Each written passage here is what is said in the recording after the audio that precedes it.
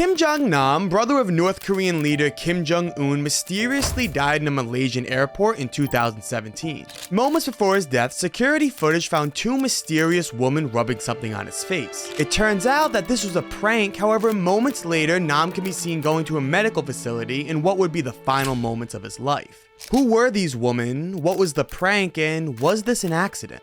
Let's explore the tragic story of two young women looking for fame and the elaborate YouTube prank that took Kim Jong-nam's life. Siti Aisha, a young mother of 3 children, struggled for most of her life. Dropping out of school at 12 and having her first child at 17, Siti had to resort to sex work in Malaysia to manage her costly lifestyle. One morning in 2017, Siti would take a taxi and meet a driver that brought an opportunity she could only dream about: the chance to be a celebrity. The driver said that he had a Japanese client who was looking for someone to act in a reality TV show, and Siti had just the right look. Flattered and desperate to escape her current situation, Siti met with this client, a man named James, who told her he was a Japanese TV producer making candid camera-style shows for YouTube. The theme of his current project was a prank show, and he was looking for a woman to execute quick and innocent pranks on locals in the area. The job paid $90 for 15 minutes of work, which was a monstrous increase to the $5 per client Siti was currently earning. Starstruck by the idea of being a celebrity and earning almost 20 times her previous job, Siti didn't see no as an option. The pranks that Siti would perform were, well, rather odd. The producers would put baby oil on her hands and tell her to sneak up behind locals in the area and rub the oil all over their faces. Siti didn't quite get how these pranks were that entertaining, however, she didn't ask questions. She lived a very secluded lifestyle and knew very little outside her life in Malaysia. She just assumed that this type of comedy was very funny in other sectors of the world. She would perform these pranks on multiple occasions in nearby malls and airports. Each time it would be the same prank, putting baby oil on people's faces. As time went on, James would encourage Siti by reassuring her that these pranks would go viral. He would continue to increase her wages, promise Siti a trip to the United States, and convinced her that she was about to be a star. In some ways, James was right.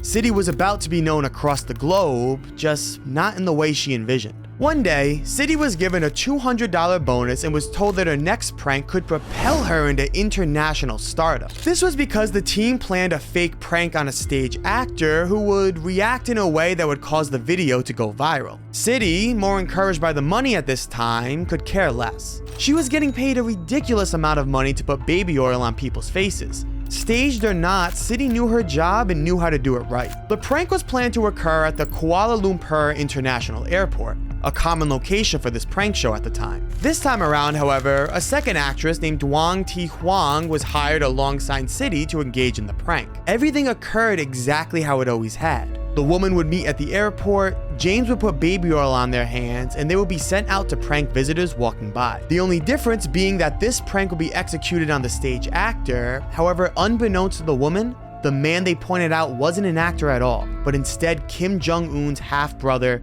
Kim Jong-nam. Kim Jong-nam was an outlier in the family. He was the oldest brother and at one point in time was in line to succeed his father, Kim Jong-il, as a leader of North Korea. Unattracted by the idea, Kim Jong-nam would take after his mother and find love in the arts. He was fascinated by film and would take role as a loving and attempted father to his son, Kim Han-sol. As mentioned, Kim Jong-un and Kim Jong-nam had 2 different mothers. With the oldest being the likely favorite to take control of North Korea, Kim Jong-un's mother tried to find ways to make her son the favorite, as she wanted him to be the next heir to the throne. One day, Kim Jong-nam wanted to visit Disneyland in Tokyo. However, with international restrictions being placed on North Korea, traveling to Japan legally was almost impossible. Kim Jong-nam would create fake passports for himself and his family to cross into Japanese territory and visit Disneyland. However, they would all be quickly caught once entering Tokyo and be deported back to North Korea. While never confirmed, it was believed that Kim Jong-un's mother placed the tip that caused Kim Jong-nam's family to be caught, trying to harm his reputation. This would prove successful, causing Kim Jong-nam to eventually leave North Korea in an attempt to escape the dangerous politics of his family. Not long after, Kim Jong-un would take control of North Korea and begin his notoriously violent rule over the country. He would kill anyone who stood in his way, including his own family members. With the entire world watching Kim Jong-un purge anyone who faced his authority, Kim Jong-nam knew that the life of a self-exiled brother was surely threatened. In a race against his own assassination, Nam became an informant for the CIA, providing information against North Korea in hopes of getting his own brother overthrown.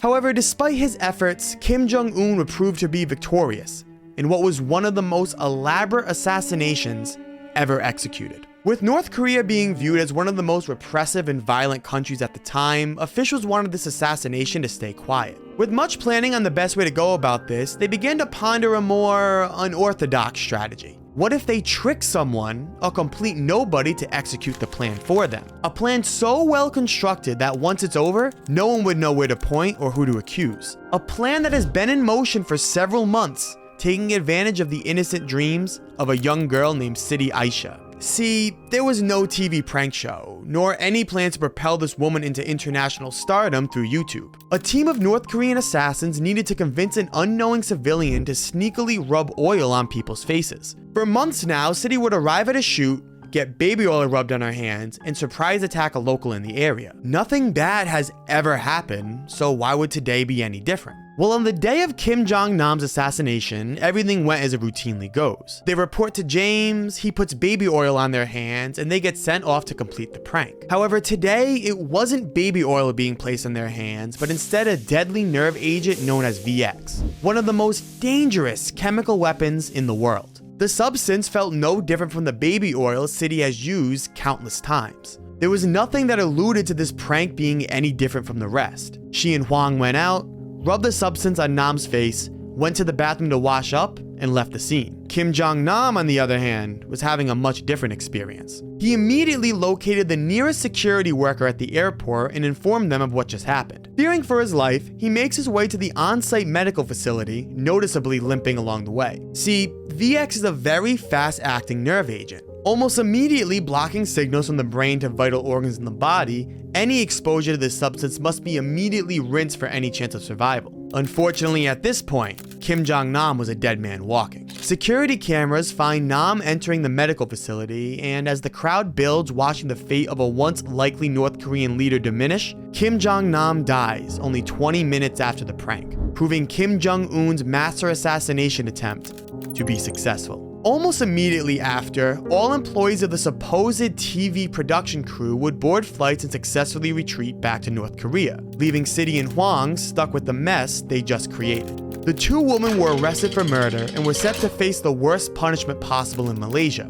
death. They pleaded to authorities, explaining the unlikely and unbelievable tale of how they were tricked into assassinating such an important figure, to which they were met with expected skepticism. How could you be tricked into a murder? As authorities began to examine the airport security tapes, they began to piece together that these women weren't alone. Undercover agents can be seen walking by the medical facility to monitor the status of Kim Jong-nam. The chemist of the nerve agent was identified and found lurking the airport's corridors, and the organizer of the assassination is found watching the entire plan unfold. The woman's stories were becoming more believable, however, it wasn't until they pulled the chemist for questioning that they all but confirmed the role of North Korea in this assassination. Security footage leaked from North Korean ambassadors speaking with the chemist showed the team discussing the story they would tell the world. In this, you can see the group getting their facts straight and even commending the chemist on his job, saying that his fellow comrades were very worried. The two women were found innocent of murder. However, Hwang needed to serve a few years in jail due to her specific role in handling the nerve agent. An unfair punishment, but certainly better than the charge she was facing before. While the assassination of Kim Jong-nam was a success, their goal didn't go exactly as planned. The world addressed their concerns with the cruel and violent terror that Kim Jong-un was inflicting on his country, and the United States relisted North Korea as a state sponsor of terrorism. As for the team involved in coordinating the assassination, they were never found. They likely fled back to North Korea and celebrated the victory of a prank that turned out to be one of the most elaborate assassinations recorded in history.